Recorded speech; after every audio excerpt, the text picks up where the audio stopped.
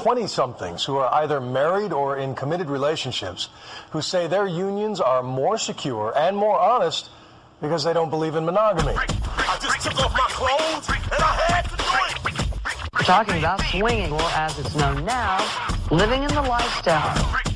We're gonna have to get you some punani. Technically, an orgy requires a minimum of 6 participants. What about my three-way? This is a new generation of swingers.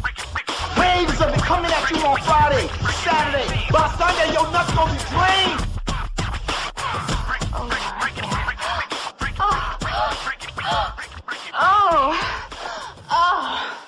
Welcome, everyone, to Swingin' Around, Episode 7, the conversational podcast about sex and swinging.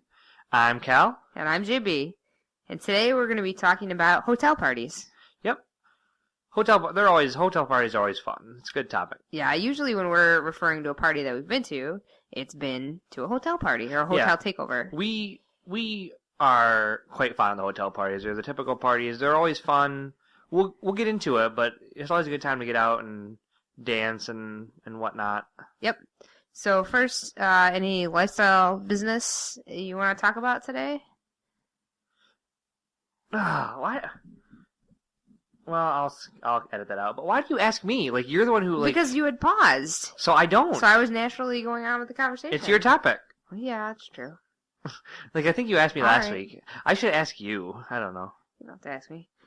So before we get into hotel parties, why don't we got a little bit of lifestyle business to talk about. We haven't been to a party since the last podcast episode, so we don't have any of that kind of fun there stuff isn't to talk too much about. Actual swinging news to talk about. But I was thinking, it's getting to be Valentine's Day coming around soon, in a couple of weeks, and I'm not one to be into the commercialized holiday type gift giving or anything like that. But I do think it's a good time of the year to remind yourself and to start thinking about what you can do for your partner sexually or romantically. And I think it's a good opportunity to kind of rekindle any flames if you haven't been doing so.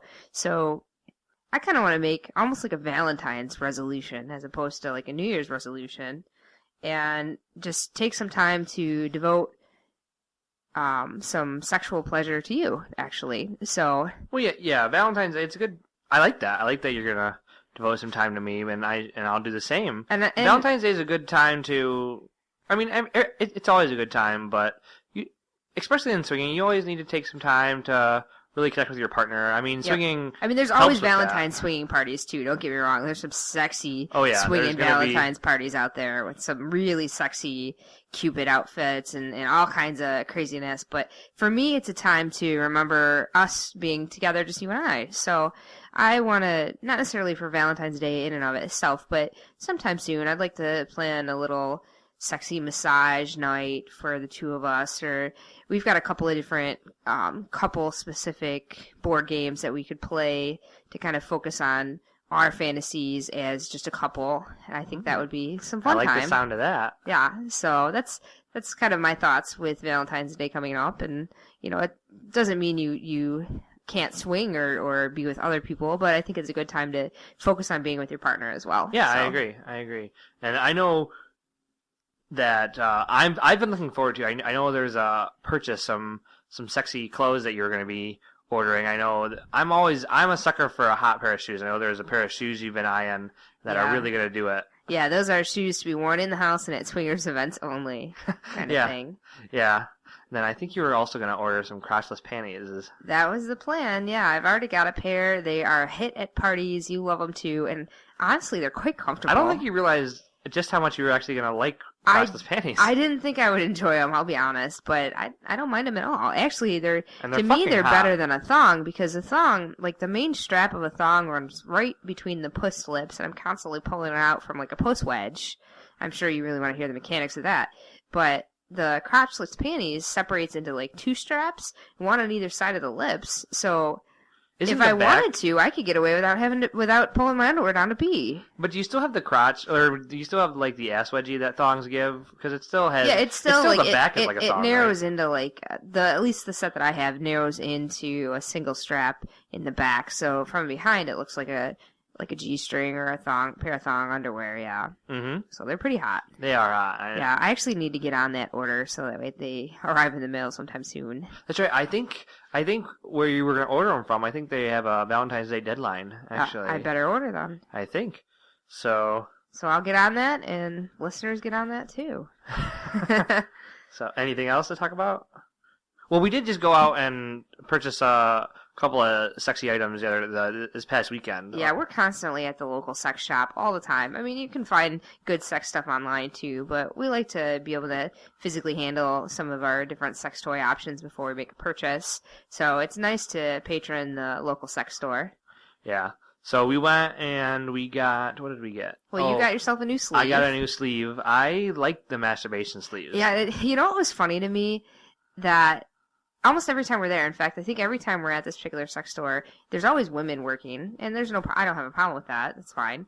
But what was funny to me is that it was a woman who recommended which sleeve that you get for various reasons, and she was describing the different features of it, and I just thought that was funny. You're like, well, I'll take your advice. And I'm thinking, she doesn't have a penis. That's How true. does she know?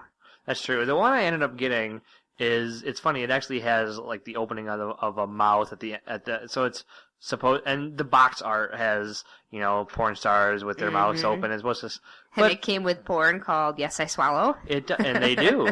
And they do. Yeah, it came with porn and it came with some lube, but it has, I haven't had this before, but it's got like little plastic beads that are on the inside that are on both sides. And so when you're stroking your cock, you can feel them. And it's pretty good because the sleeves I've had in the past, they've just been the latex or rubber or whatever they're made of. I'm not sure. Silicone, yeah, you mean? the silicone.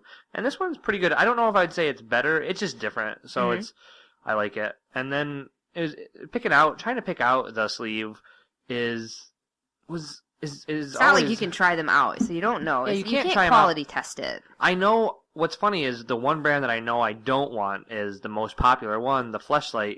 I know I never want to get one, even though it might feel amazing on the inside. I don't like the fact that it's hard plastic on the outside. Like you're holding. I actually like the ones that I have now and that I've had in the past, where you are grabbing a hold of. It's not like you're grabbing flesh, but you're grabbing a hold of something that gives a little bit. You're grabbing a hold of something that's got that rubbery feel that It's a little doesn't feel squishy. Yeah. I kind of like it because the harder I squeeze on that, I know it's squeezing your cock harder Exactly, too. yeah. And the plastic kind, you can't really squeeze any harder to get more pressure on the cock. No, like I don't.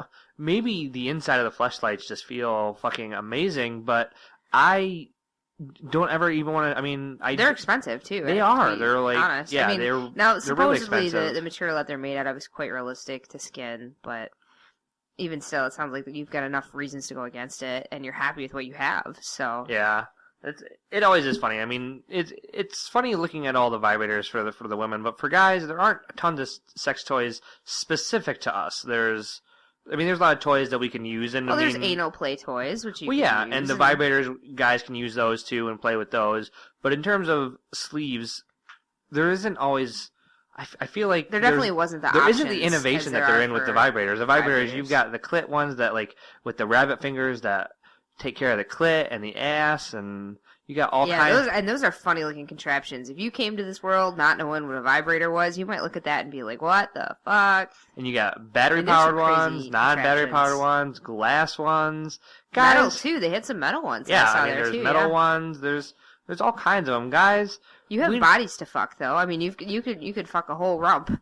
That's a whole true. You can get your own 6 or 7 pound torso and just fuck that. Yeah, I mean, girls have fuck machines too. Don't get me wrong, but Yeah. we don't really. I mean, they don't really have the bodies. There are some. I guess I have seen a blow up man at least at the store that we've been at. I've seen them online, but I there's haven't not the seen it. selection like there are for. I haven't for seen men. any blow up guys that weren't like gag gifts, like Yeah.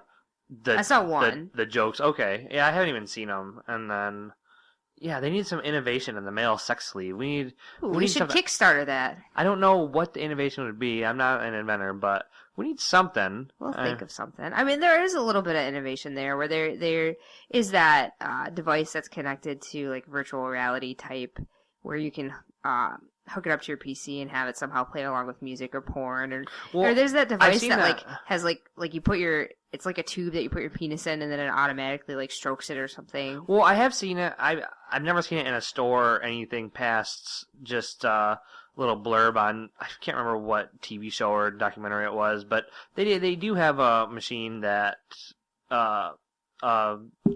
masturbator for guys that you put your cock in there, and you, just like you said, you sync it up with the PC like through USB or whatever, and then you play movies that it's been synced with or it's programmed been designed for. with it in mind, and so when she's giving you a blowjob, it like when the It blowjob's bobs like a happen, sheep when the bobs. blowjob's Yeah. happening on screen, it simulates exactly how she's moving and during sex and whatnot. So that would be interesting, but I don't know.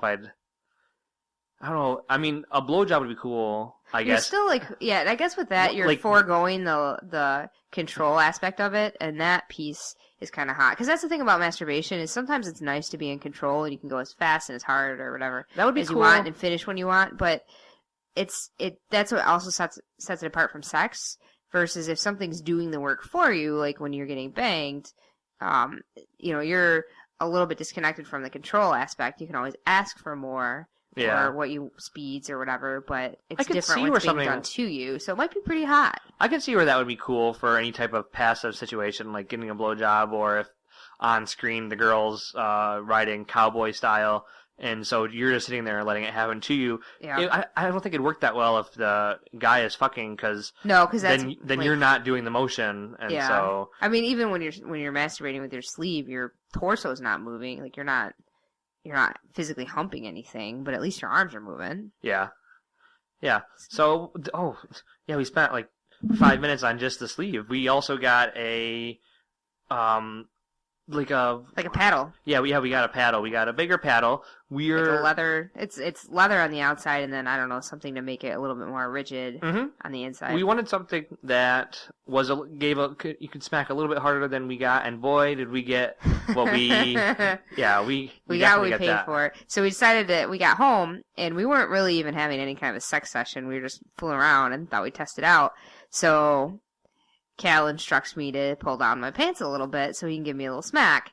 So I pull down my pants, and he winds up a little bit, nothing too major, and puts a little wrist in it, and boy, did it ever smack my ass cheeks. Oh my gosh, my right ass cheek was like stinging for probably 15 minutes after that. It left a big old red mark. I wasn't prepared for that. And I barely flicked the wrist. I mean, we are slowly dabbling in BDSM play.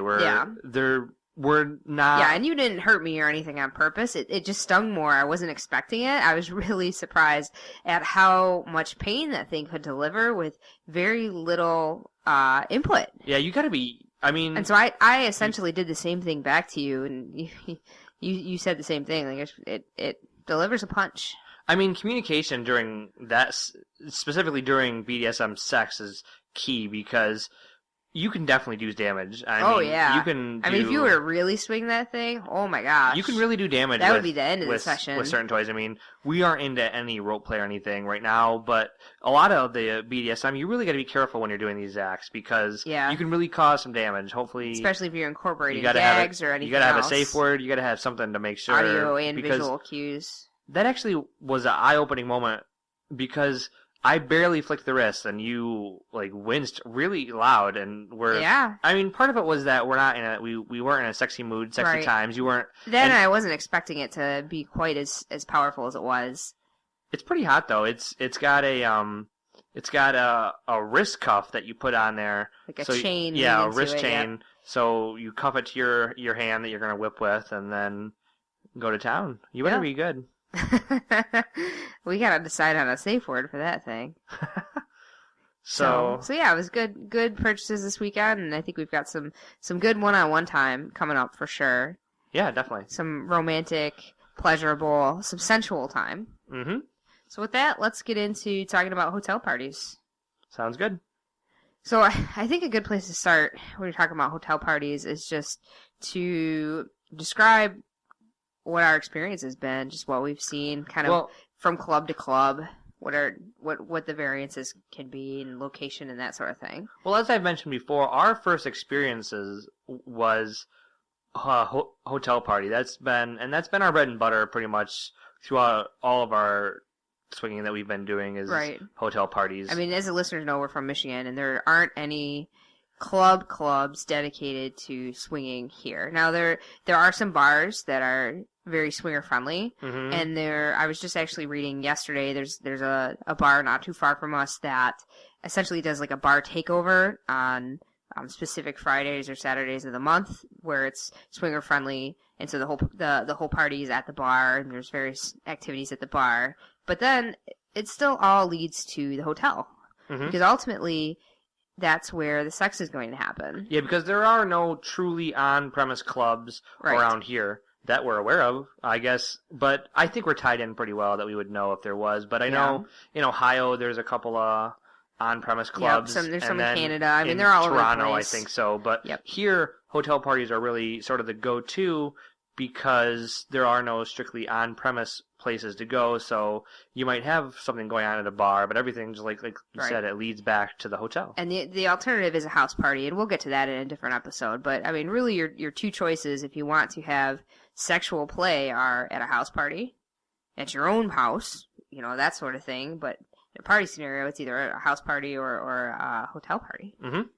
And so we've been to hotel parties where it's a hotel takeover, where they will usually go to I wouldn't say it's a low-class hotel, but not necessarily a high-class hotel either, maybe a middle-of-the-range hotel. And size-wise, it's been something of the order of a couple of floors, maybe somewhere between 3 and 4 floors. Yeah, just a normal hotel. Just a normal hotel. Not a big hotel. Just normal, something like a Quality Inn or a Best Western or a for the takeovers, Holiday Inn for the takeovers. Because we have been to parties, too, where they don't take over the whole hotel. Yeah. And that's always a little awkward because you have to be much more discreet.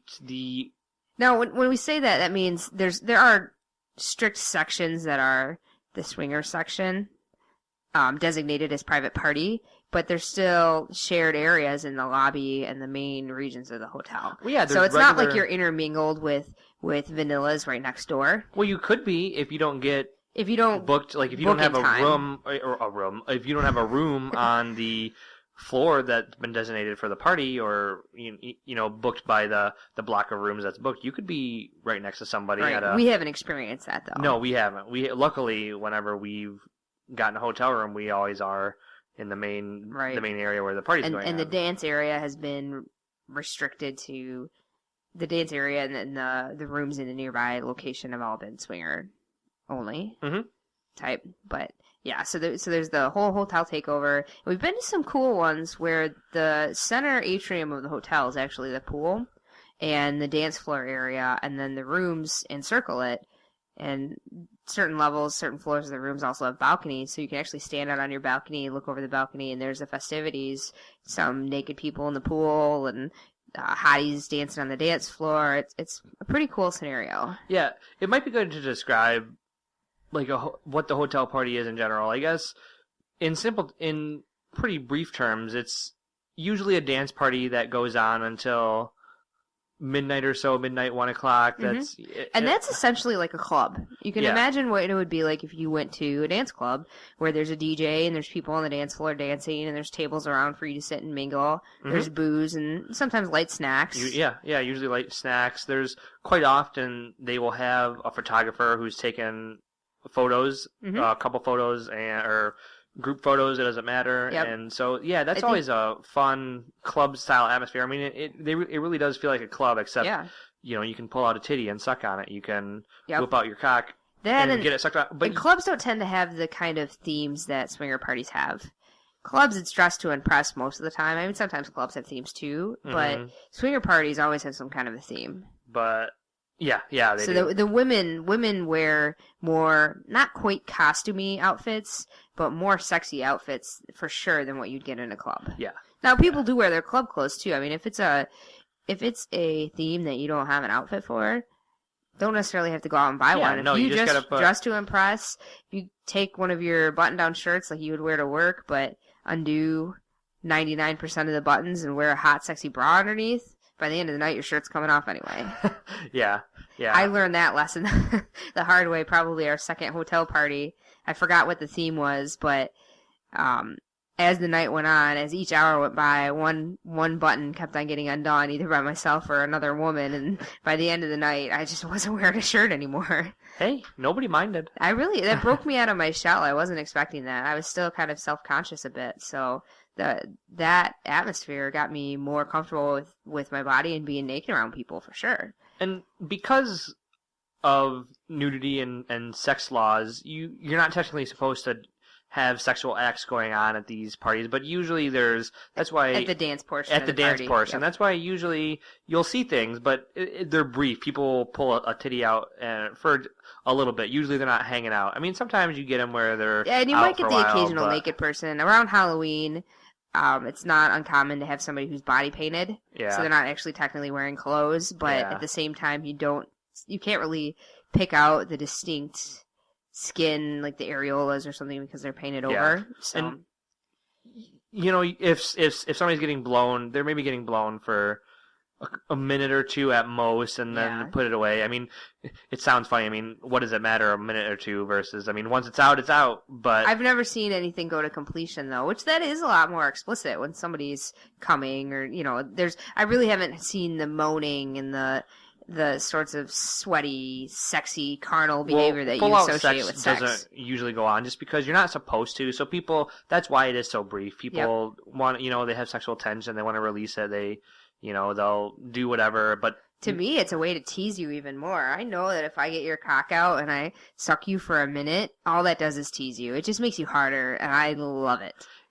I really like to be watched. I think we both do. And so it's hot when people are just dancing and you're standing there getting sucked for a little bit, and people notice, and they kind of look over like, look what that guy's getting over there. What's even hotter for me is that, like, the after parties are fun. I love the after parties, but the club portion feels like any other. I mean, not quite, because it's sexier, but it really feels like a lot of clubs that just vanillas will go to. Mm-hmm. And so if you're getting blown or some kind of sexual act that you're not supposed to do, it really even feels more like forbidden almost. It feels forbidden. It feels even more like public sex than an after party does. An after party, it's what's supposed to be going on. Sex is supposed to be going on. This is something that still feels a little risque. People are just dancing, and here you are, sucking some tits, fingering a puss, doing whatever's going on, and it really feels like public sex, because when people are doing things just everyday normal, just dancing, and I'm kind of getting off topic, or I'm kind of losing my train of thought, but it's hot. It's a hot scenario. Yeah. I think it's a good opportunity to talk about the size of these parties too, because that really does vary from club to club.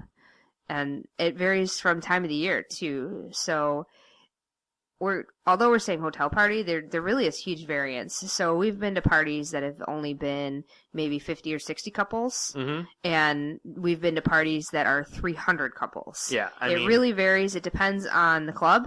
It depends on the time of the year. Certain holidays, like Halloween, is the swingers holiday. Yeah, and Christmas is pretty big too. You can get 400 couples on Halloween. Halloween is New Year's Eve is a big one, but Halloween is the swingers holiday. That is when swingers come out. I mean, because everybody's already dressing sexy, even vanillas. It's like they say everyone. You go to church on Easter and Christmas, you go to swing on Halloween. Yeah, that's spot on. And those are the biggest and funnest parties. Everybody's in costumes. Yep. Yeah, and the thing about a 300 couple party is there's so many people to see and to do. There's so much to see and to do, and it's hot and it's sweaty and it's steamy, and you get great costume ideas, and it's just a huge turn on. But at the same time, there's so many people that the clientele can really vary too, where it may be a lot of hotties and a lot of naughties. It might be a mixture of older couples and younger couples. With that many people, it's really a mixed bag. Versus some other clubs might be more selective, and that's why they might be smaller. Yeah, it is. Speaking, you bring up a good point about the differences between parties and who goes. I thought it was really interesting that we've been to parties And we've been to parties at several different Michigan clubs, so I'd like to say we've had a decent sampling. it's just interesting the different clientele you get at different parties. Certain parties are a younger crowd. Certain parties are an older crowd. Certain parties there's just a different feel for different parties, and they're all in different locations, so it might be somewhat regional. But at the same time, we get people from out of state who drive in for different parties too. So I think, before deciding on a hotel, or it's good to definitely try out a number of parties around you to see which one fits what the demographic you're looking for, the crowd that you want to hang out with and feel comfortable with. Yeah, and I would say don't give up on a particular club after a single party, or don't give up on hotel parties in general after a single party. They're all different, and the themes are all different. I remember a couple of years ago there was an all white and black light theme, and we were like, what is that? That doesn't sound any fun at all. The following year we went, and it was one of the best parties, and I think my outfit for that was better than any other outfit I've ever worn. I Not agree. really costume, but yeah, that was hot. But it was probably the hottest outfit I've had. What's funny is you're actually mixing up two different parties. There was an all white party, which was hot, and then there was just a black light neon party. I thought they were the same party. No, they weren't the same party. Yeah. White goes really well. I mean, anything you wear that's white and there's a lot of black lights, it'll show up pretty good. Yeah. But your outfit, I remember, was like a rainbow colored outfit that was the mesh see-through. Yep. That was fucking hot. And it glowed in the black light really, the pattern really well. on the black light was better than we thought, way better than we thought it was going to be. Yeah. So don't let the theme scare you away either. But I do want to point out and bring up that hotel parties aren't going to be for everyone. We know people who like a more one-on-one scenario.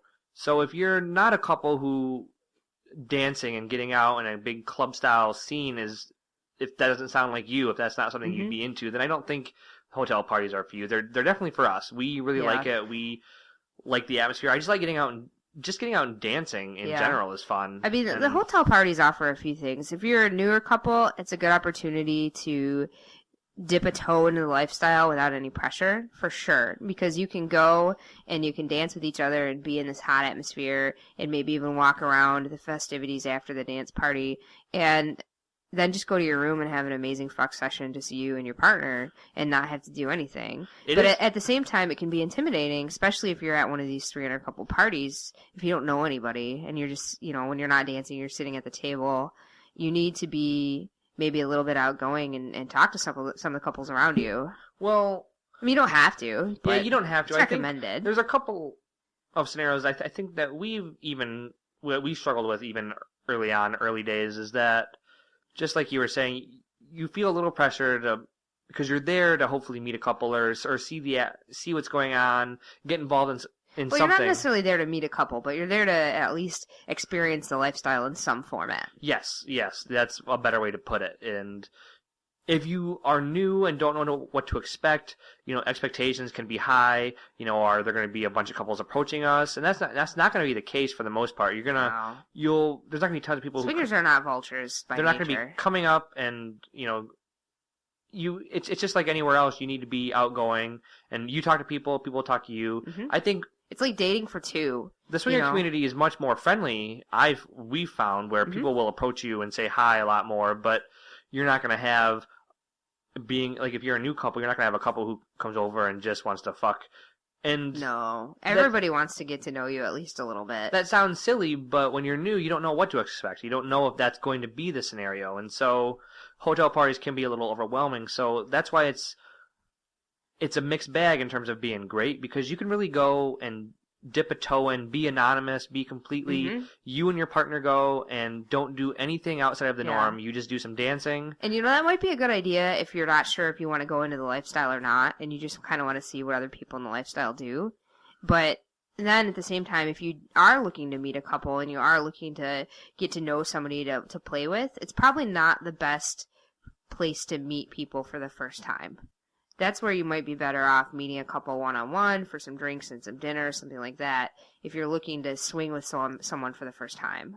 Yeah, I agree with that. Although we've met a lot of people at parties. We've definitely done that. You can meet people, although sometimes. But we didn't do that until we'd been in the lifestyle for a little while. Yeah, you got to feel comfortable approaching people, striking up conversations easily. If you're a really extroverted couple in general, you're probably going to do okay. But if you're more introverted and you're a little nervous about going up to people and nervous about people coming up to you, then it could definitely be nerve-wracking. Yeah. And also, the music can be really loud, which makes it tough to talk. I know seating. Sometimes you need strategic seating to stay away from the speakers. Or different venues are louder than others. Some are a little bit more easier to talk at, and that's where a house party actually kind of comes into play too. Mm-hmm. But we'll talk about house parties. Yeah, another time. We have a whole episode planned about house parties. But... So I think maybe we'll talk a little bit more about kind of how the parties go down and the layout. So we've seen 1 night and 2 night parties. A lot of the parties that we've seen are 2 nights. The 2 night parties are fun. Usually it'll be a Friday and a Saturday night. Mm-hmm. Not usually. It's always going to be a Friday, Saturday night. So you'll arrive on a Friday evening, maybe sometime after work, and that's when the other couples will arrive too. And sometimes the host, it really depends on the club, will set up a meet and greet type scenario where you'll go and either have drinks on the house covered by your admission price, or maybe you'll go to a bar and have to pay for your own. That all varies. Mm-hmm. Sometimes they might set up a meet and greet dinner type scenario, and we just started going to those at some of the parties. We normally skip that kind of festivity, but we just started doing that. And it's actually a really great opportunity to meet other couples and talk to them outside of the loud party music, you know? Yep. And then, you can get to know them, meet some couples, meet some people you might be interested in and getting to know better. And that's a good time to brush up on your flirting skills. Like, I think I've gotten to be a better flirt. I swear I lost my flirtation skills a little bit after you and I got married. Because I didn't need to flirt with you. I mean, you were a sure deal. You just whip out. All I had to do is pull down my pants, and you were ready to go. I am easy. I can't deny it. You want to fuck? I'm down. I know. Every now and then, I rub up on your cock, and you're like, no, I'm not in the mood. But that's pretty rare. So yeah, I know I can. And just put me in your mouth, and I'm in the mood no matter. And I'm very true. Yep. Yeah. Give myself a little smack on the forehead, and he's like, yes, let's go.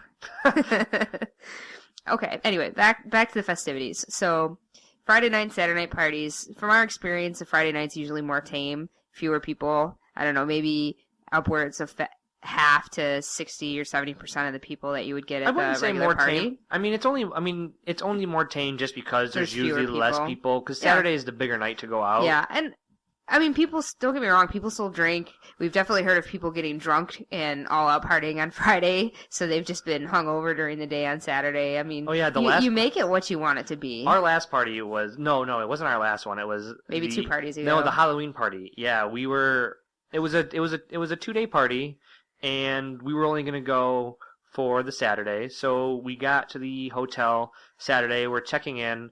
And by the way, that's got to be the funniest thing, is to be the hotel people working these hotel takeovers. And yeah, I bet when you signed up to work the front desk at a hotel, you never expected you'd be concierge of a swinger party. Yeah, it just got to be really interesting for those couple days.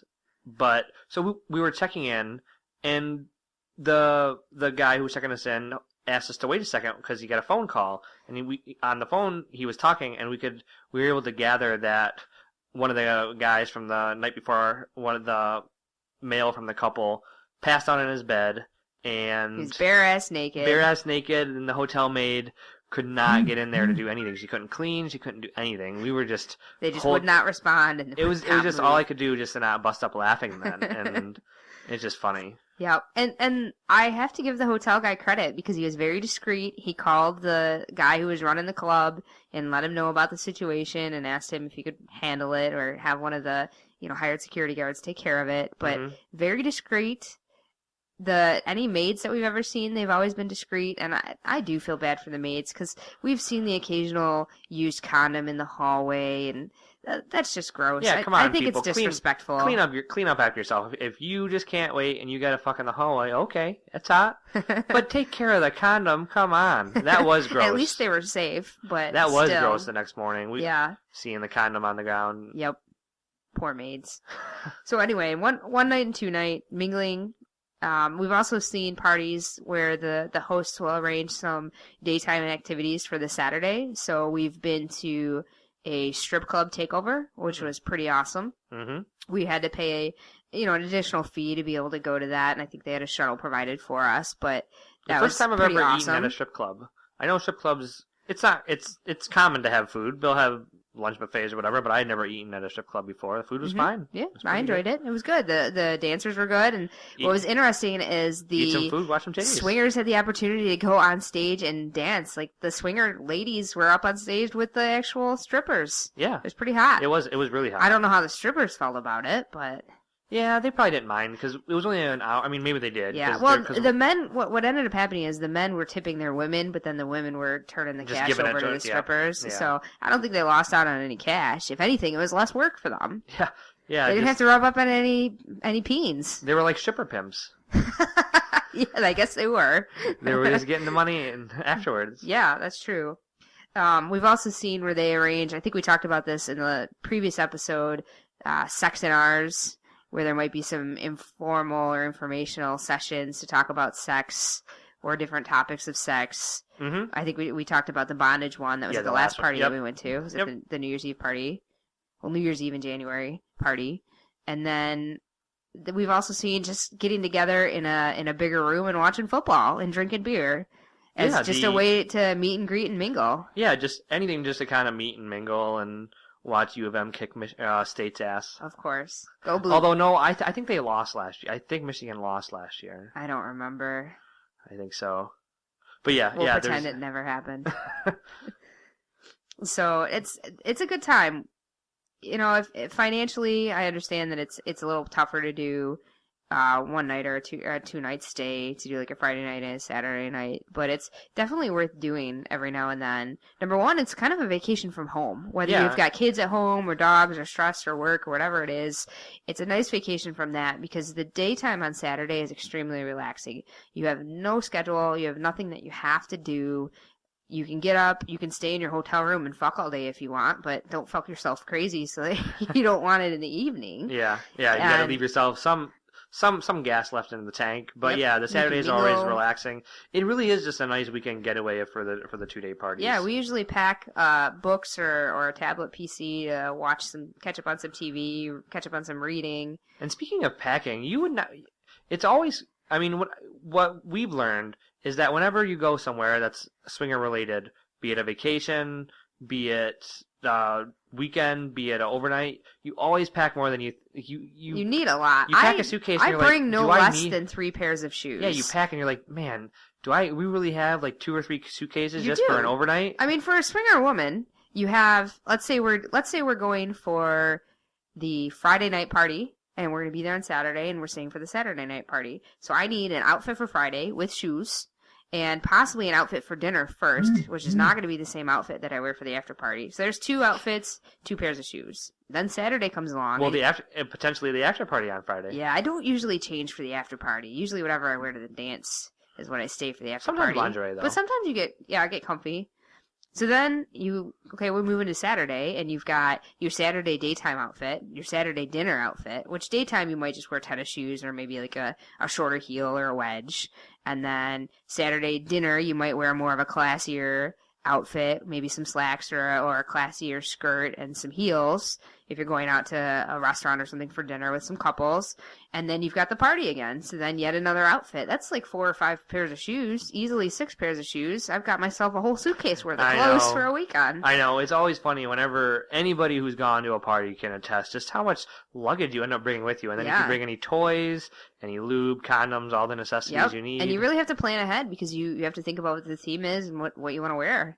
Sometimes you got to plan months ahead, especially for like Halloween if you want to order something. You got to order something. A lot of times. But it's worth every penny. I love it because you get the looks. I mean, you could be a bigger boned woman. You could be a very like thin woman. You could just be your average woman. It doesn't matter. There's going to be, there's your man, and there's going to be other men who want you too. And there's nothing better than just being wanted by men. I love it. I want to make as many boners as I can. I know I can make yours. Yours is easy. I mean, I have no problem with that. You like to give the men the hard-ons. If I can give at least one other man a boner, I am a happy camper. It's hot to me. But, yeah, talking about the themes. I like the themes. Sometimes the themes can be cheesy, though. Usually the themes are hot, so I really enjoy it.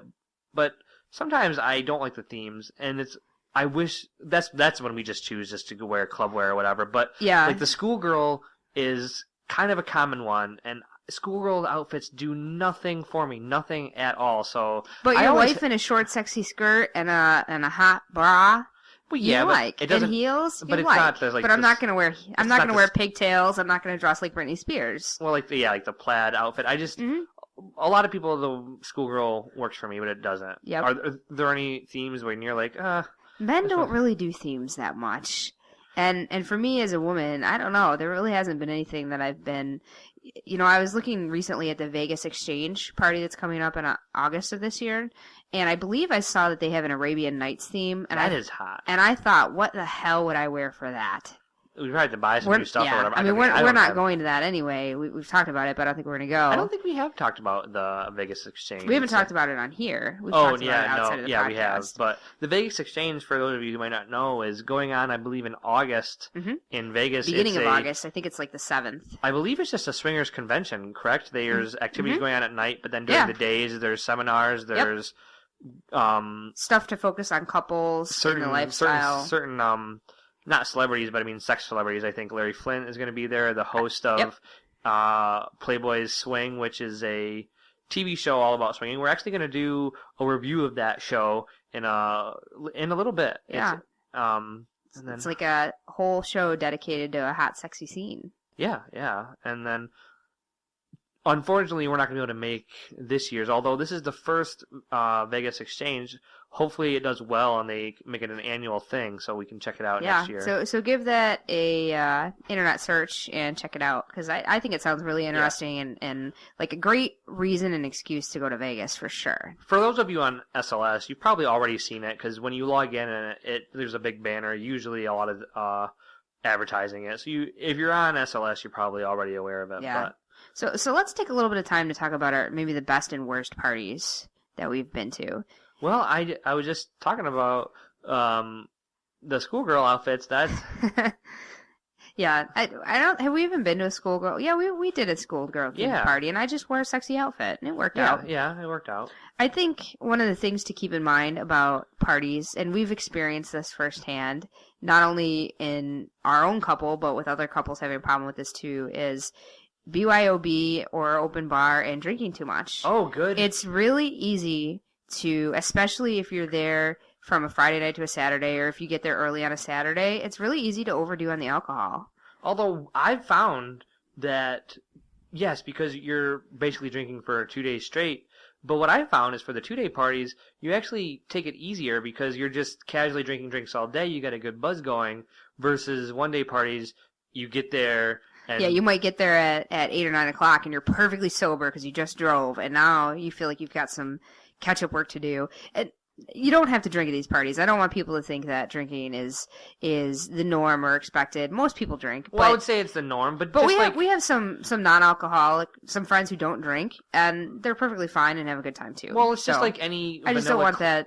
It's just like any perception. vanilla club where you go to a bar or a dance club, and I think it's pretty. It's a common thing is to drink, but you're not looked down upon if you don't. Nobody cares. No, absolutely not. Nobody cares if you don't drink. And the clubs that we've been to do provide non-alcoholic beverages for people because they want you to be safe, and they want you to, if you aren't staying at the hotel, because there's plenty of people who come to the party and don't stay, they want you to be safe, and there are security guards on premises who kind of, they don't give you a breathalyzer or anything like that, but they'll look you over, and if they're questionable, they might say something to you and ask you to hang around a little bit before you leave, because they just want you to be safe. Yep. But it can be easy to drink too much, so that's always something to be mindful of. Yeah, you want to keep that in check, because you want to keep yourself good enough to where you can perform and have fun and flirt.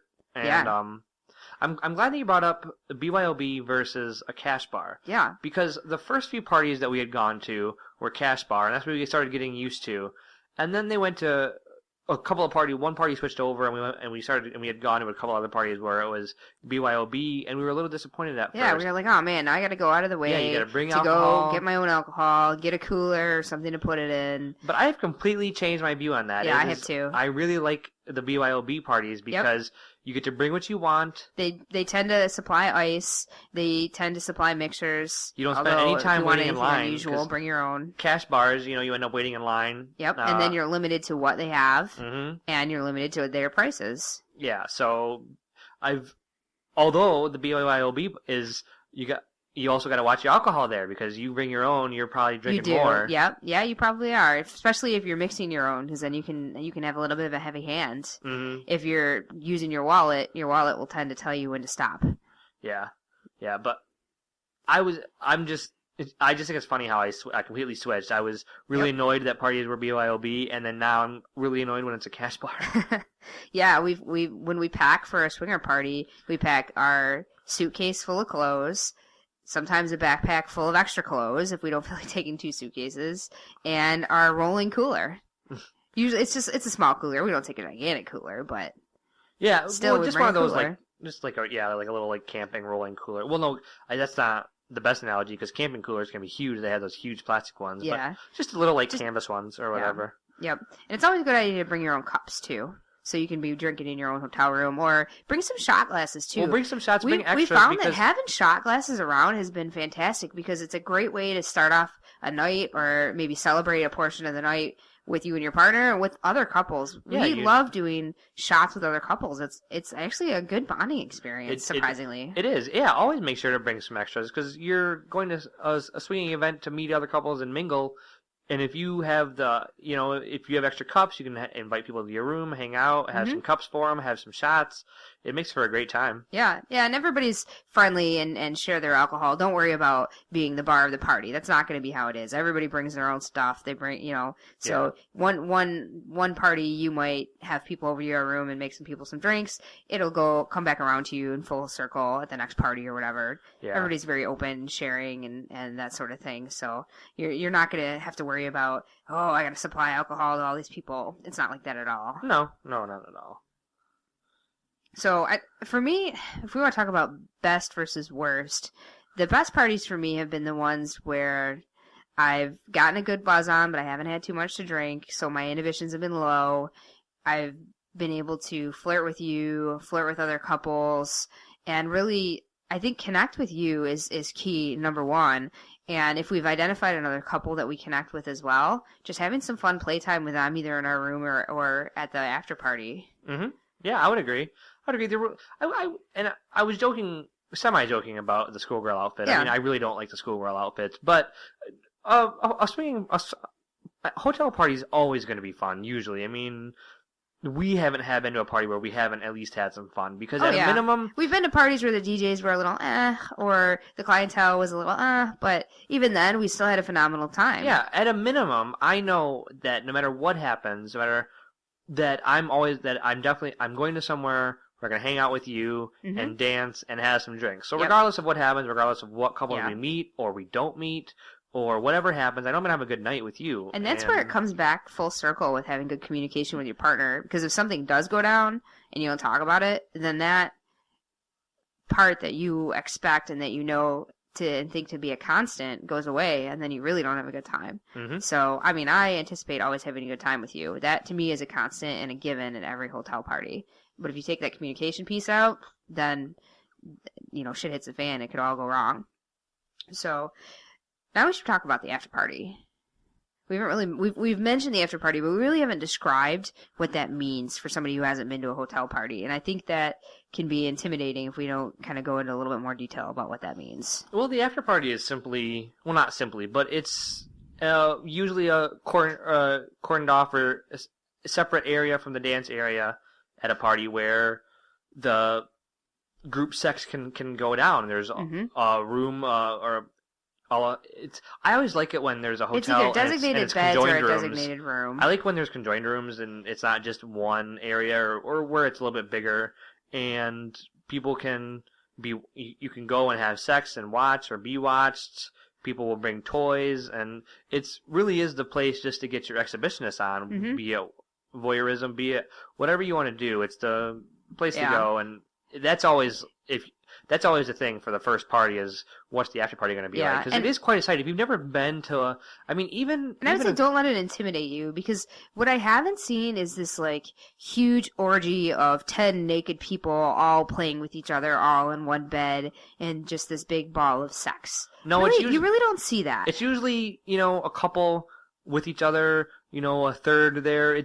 Four maybe. There usually isn't a huge group that's going on, and So it's not something to be intimidated by, but it's also something it's pretty exhilarating if you haven't been in that scenario before. Even if you've been in a couple on couple scenario, it's just it's really something to behold and to be a part of when you're in a room with a bunch of people fucking. And they're probably strangers, or you might know one or two, or recognize them, but you don't really know them. I think a lot of people have this is like out of a porn movie scenario when you go in there. It's like a huge group porn scenario, and I think it's different from that. What do you mean? Well, it's different from what I would expect to see in porn, because it is mostly just couples together, fucking in the region of other couples. What I mean is there's very few instances outside of an after party or these group scenarios where you're gonna walk into a room and see potentially 10 different couples fucking. I was just saying that it's unlike what you see in porn. Well, it is unlike what you see in porn, but also at the same time, it is what you see in porn. It's it's watching other people have sex. It's at its basic level. Because everybody knows that real life porn is porn. It's a fantasy make believe. I mean, when you have a room full of real people having sex, it's going to function much differently than a room full of porn actors having sex. The orgies that we've seen tend to look a little different than the orgies that you see in porn. Well, that's what I'm saying. Real people act. Mm-hmm. I mean, just like sex is not.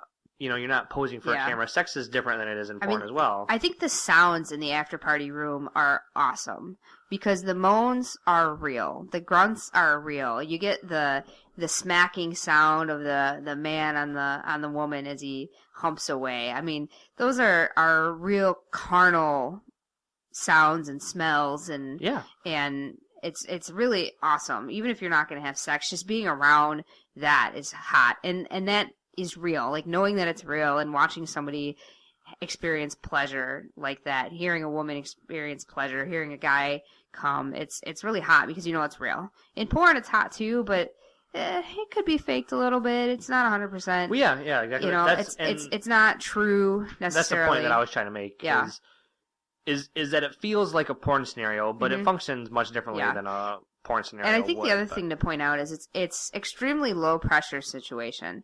You can go in there and just kind of walk around and watch other people have sex, let it turn you on, and then go back to your room and have sex. You can go in there and stand in a corner and get blown for a little while and then go back to your room. Mm-hmm. Or you could go in there with another couple and do a full swap and just bang it out right there in front of 10 other couples while they watch. I mean, it really is make it what you want it to be. So it's not a situation to let intimidate you because you're not going to be forced into doing anything that you don't want to do. And I really haven't experienced having people do things to me that I don't want. No. Now we have everybody's respectful. We've mentioned this before. We have heard some horror stories from people where maybe they were groped while they were doing something and it wasn't solicited. We have heard that, but it seems to be much rarer than anything. So it's a great way to experiment with what you like to do or what you think you might like to do. I know that for the longest time I thought that I would enjoy really watching and being a voyeur, and I think you did I thought as well. I would too because I love watching porn. But then we learned that we don't really like to watch. I get a little self-conscious when I'm watching people. Am I being creepy? Am I watching too long? Am I staring? Yeah. And you shouldn't have that because people are doing stuff so that other people can watch. But, exactly. But we found that that's just the way we both feel more comfortable performing. Yep. And it's not unusual for us to go back to our room and just leave the door open and fuck. But it's a great way to test out. Do you like to watch? Do you like to play in front of others? Do you not? I remember our first after party, we didn't know what to expect really, and then we ended up not doing anything with anyone at all, not even really talking to anybody, but we just fucked on the same bed as another couple, and that was hot. And it was really, I remember there was one point where I think both guys, the girls were bent over the bed, laying on your stomach and facing each other, and both guys were just fucking their women, and no swapping, but no talking was going on, and it was just a really hot scenario. And then you feed off of each other's energy too. So if he starts to go faster, it almost makes you start to go faster. Not in a competitive way, just in it's the vibe and the energy of the room. Yeah. And so that was just really hot. I think that was we really learned that we like to be watched, and it's just incredibly hot. Yep. I would like to bring up that just etiquette. Bodily fluids. I always make sure to finish in your mouth. People we never see anybody coming anywhere. Yep. You want to Now, you want to be respectful and keep bodily fluids to a minimum. We have seen women squirt, and that's harder to keep control of, but they tend to the parties tend to supply extra sheets. Yeah. So if you know you've left a mess behind, just clean up after yourself. You try to clean be up. Respectful. Yeah. We never see men coming on each other, or not each other, but on. I wouldn't mind watching that, by the way. Oh, I'm sure. But no, trying to just be respectful and keep bodily fluids, and not make a mess, because people use. Yeah, there were people there before you, and there's gonna be people there after you. Just like the gym, you don't want to leave a mess for the people behind you on the machine. Yeah. And speaking of the machine, talk about the sex chair that you learned. Oh yeah, some of the clubs have these chairs, which I don't know where they store them when they're not having the party. It must have a storage unit or something. But if you imagine a seat with I guess armrests on either side, and it's kind of an elevated seat, so it probably sits a little bit higher than your standard chair would sit off the ground. And then in front of it is almost like a little stool, and the arm rails kind of are longer. You can put your legs up on there. So imagine like you're sitting in a chair with your legs up in the air, not too different from a gyno position, like when you're getting inspected. And then because there's this chair in the front, it's like the perfect height for a guy to come in and eat you out. So it puts you in this I'm all open, I'm free to eat position. And the way I'm describing it, it sounds uncomfortable, but it's actually, these chairs are nicely padded, and they've got a nice headrest. They're actually quite comfortable, and it puts your man in a perfect position to eat you out. You love it. I do, because you're good at eating out, and I know that I know you're comfortable. I know you're not like going to get neck strain, sitting in a weird position. It is a very comfortable position. I know it's comfortable for you. The puss is right there, and it is something to behold. Yeah, that is true. Although I don't think my puss is anything special. You just like puss in general. So I think with that, you think we're ready to move on? The one last thought I wanted to mention is just that the after party isn't necessarily limited to the designated rooms that are the after party. A lot of people just go back to their room and have sex with the door open. And you and I do that too. And it's usually an invitation to people watch. People can come in and watch. Yeah, if you leave your door but open. Again, it's you might want to ask first. People might want to just fuck themselves, and you can stand in the doorway and watch. They might not want you in their room or whatever. So it's still a good idea to ask. But if you're leaving the door open, if the door's open, the door's open. I mean, you want at least people to see you from the hallway at least. Yeah. So it's a sexy atmosphere, and I think that was pretty much the last thought that I had that I wanted to add to that. So with that, let's go on to some sexy news.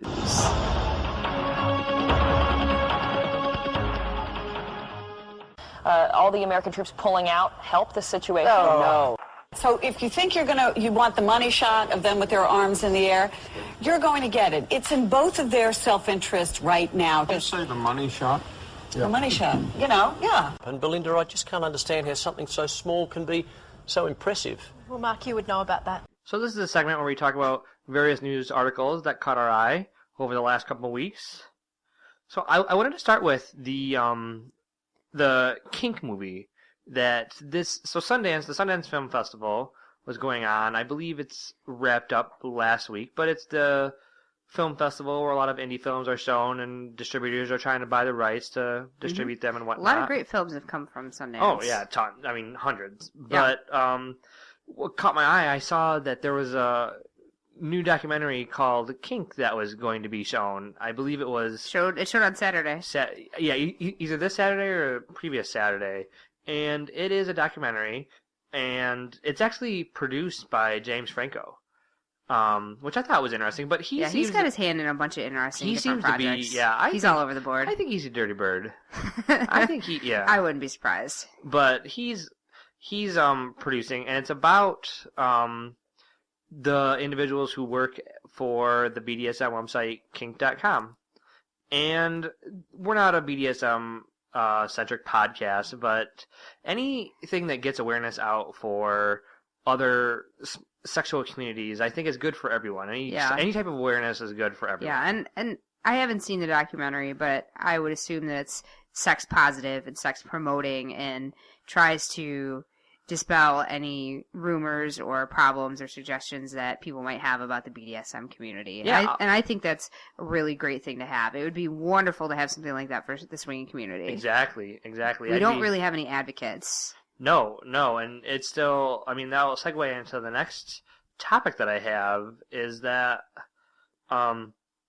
swinging is still ostracized so much. I just saw an article earlier this week that the big hubbub was that Rachel Ray's husband was spotted at some Manhattan swing clubs. And good for Rachel Ray. Yeah, and well, it talks about her husband. If she knows about it. Yeah, I mean, maybe not good for Rachel Ray. I don't know. I mean, you never know if they probably have an agreement. I guess I'm not going to speak for anyone, but the articles I saw, they were all over the place. Fox News, I saw that may be well within the bounds of their marriage, but exactly. Immediately the conservative Americans start to judge.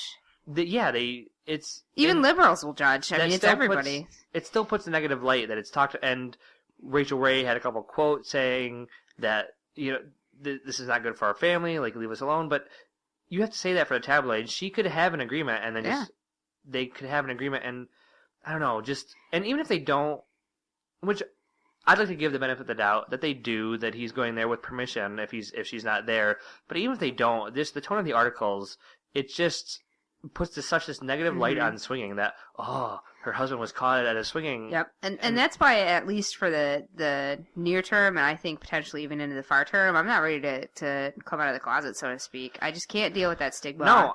And I know my family especially, they are in that same community of being not accepting of this kind of lifestyle.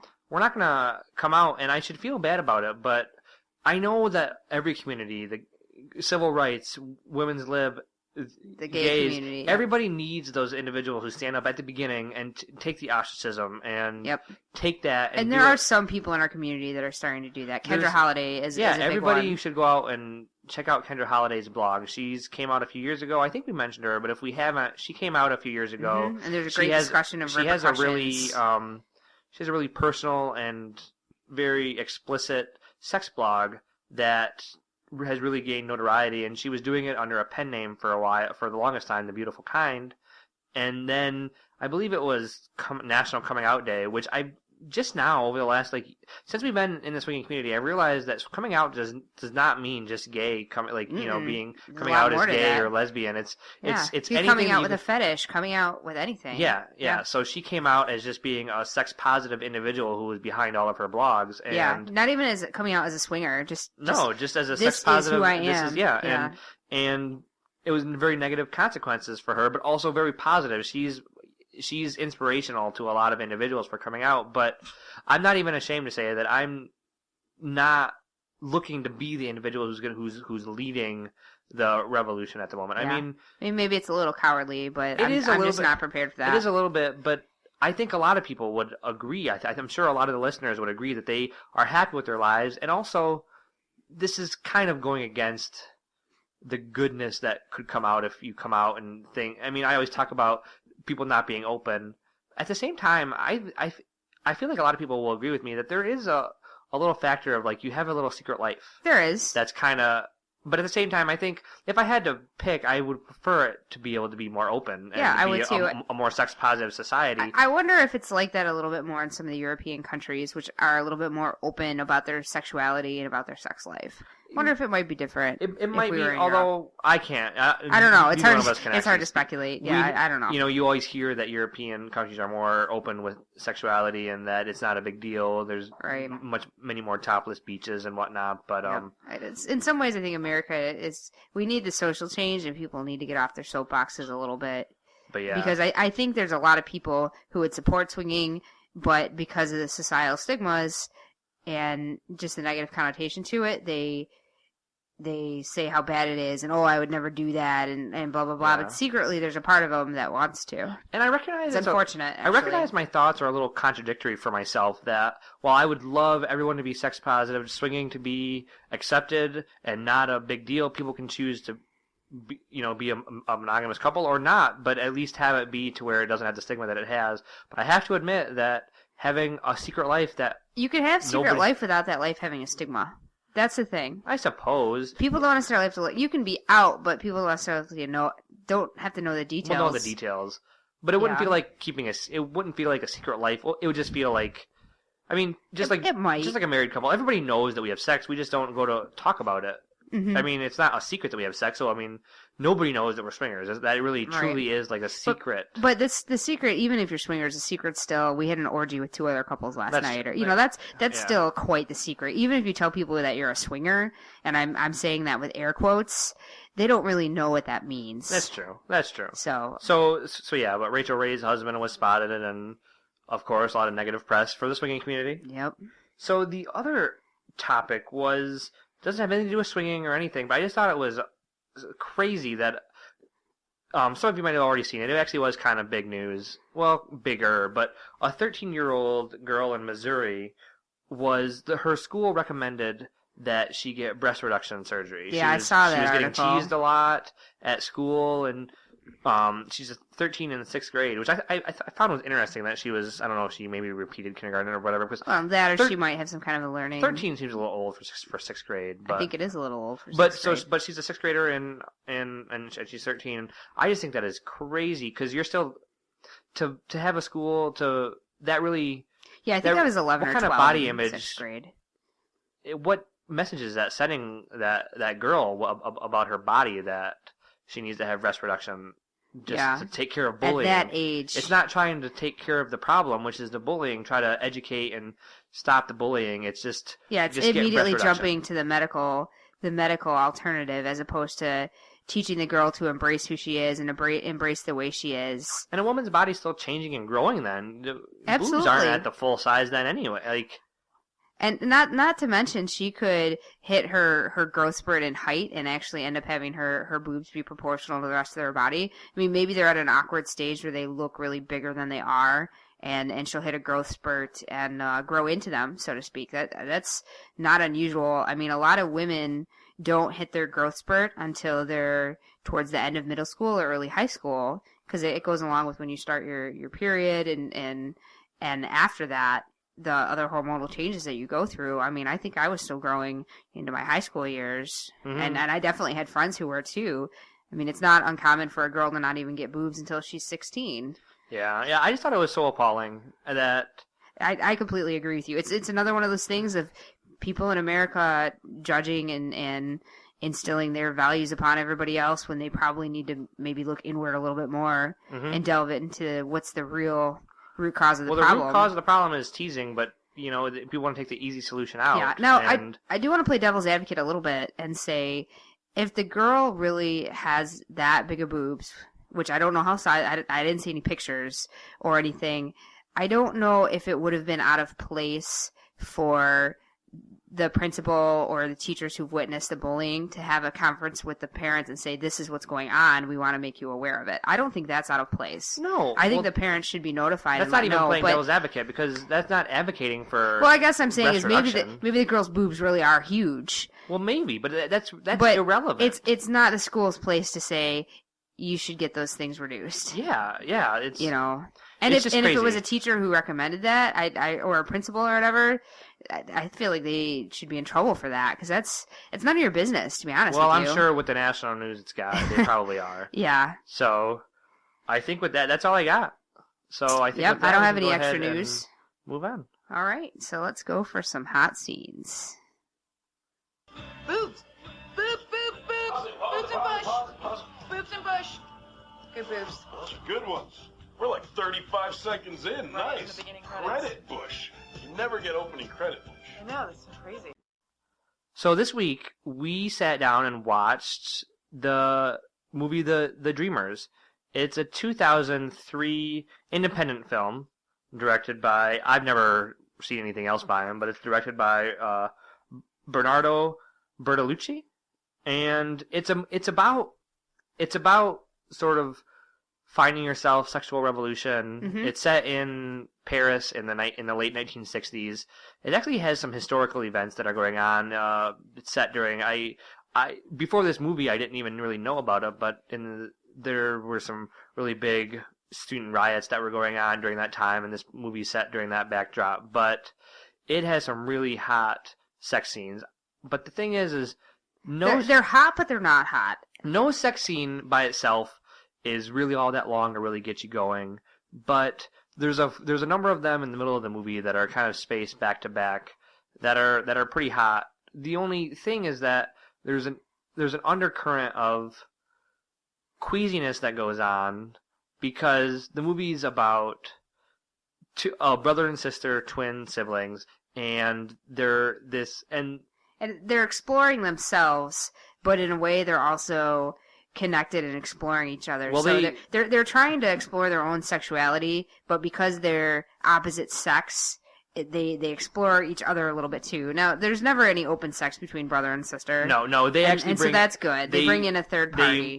They meet another individual on their university's campus that they invite over to their house, and he ends up really developing a relationship with the female sibling and a friendship with the male sibling.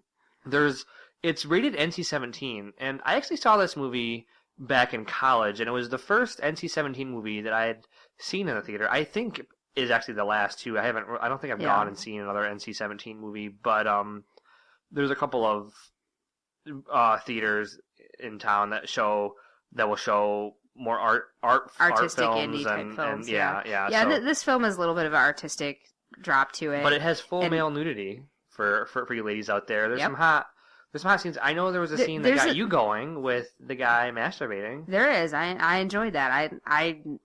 I've said it before. I like watching gay porn, and I like watching a guy come. And so there was a masturbation scene that I didn't mind.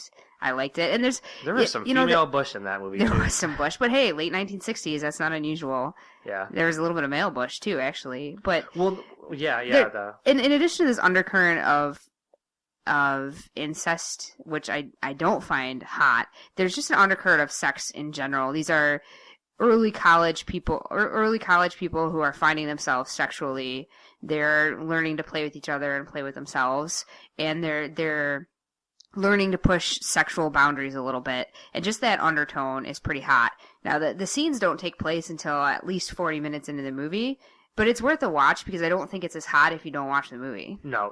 You need the backdrop in the movie, and it's a good movie. It's enjoyable. It's an incredibly good movie, and for it film is buffs a little out there, artsy. For film buffs, it has a lot for film buffs to appreciate. There's the director really likes his film history, and that comes through in the movie. The characters themselves are film buffs, and that's really actually plays a large part, a large role in the movie, which pays homage to a lot of films. Yeah, it's a really good movie, and I mean, it would be much better if it wasn't siblings, just three college individuals, because then you wouldn't have the incest. But that adds a little bit of tension. Well, there is to no the movie incest. too. Let's get that straight. There is nothing, but there's sexual tension between the brother and sister. Yeah, but there's nudity between the brother and sister, but there's no actual acts of incest. But it's much more explicit. I know it's much more explicit than pretty much any other film you're gonna see. And I know you masturbated. Part of it was you put the movie on a little bit of a pedestal for me before we ever went into it, saying this is a really hot movie, you gotta watch it.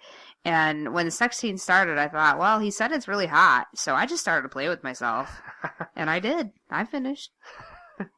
I enjoyed. That's a sign of a good movie, isn't it? Yeah. Well, I could finish to anything. You know what else I didn't realize? I just in prepping for this episode and looking, I was double checking a couple facts about the movie. The main sister, or the main female protagonist. Yeah, she's has been in a number of movies we've seen recently. She played a witch in the Johnny Depp movie that we just saw. The hotel movie. What is Deathly Shadows or something like that? Oh, Dark Shadows. Dark Shadows, yeah. She plays the blonde witch in that movie. Oh, okay. And she plays Vespa in Casino Royale, like Bond's main girl. Huh. I didn't realize that. Yeah. So she went on to do some pretty high profile stuff. Yeah. Being a Bond girl is pretty high up there for a lot of women. Pretty high profile. Yeah. So I think with that, all right. I guess we'll wrap up with episode 7. Thanks for listening. Yep. And the next episode is going to be a fun one. We went to Desire, the couples-only, lifestyle-friendly resort in Mexico. We went early 2012, and so we're going to have a whole episode dedicated to Desire. I know we've actually had a couple of email questions asking about Desire, so we're going to get to those, get to talking about desire. Yeah. Should be a good time. I agree. So as always, please email us with questions, comments, concerns, anything you want to talk about. We get some great listener email, and please keep that coming.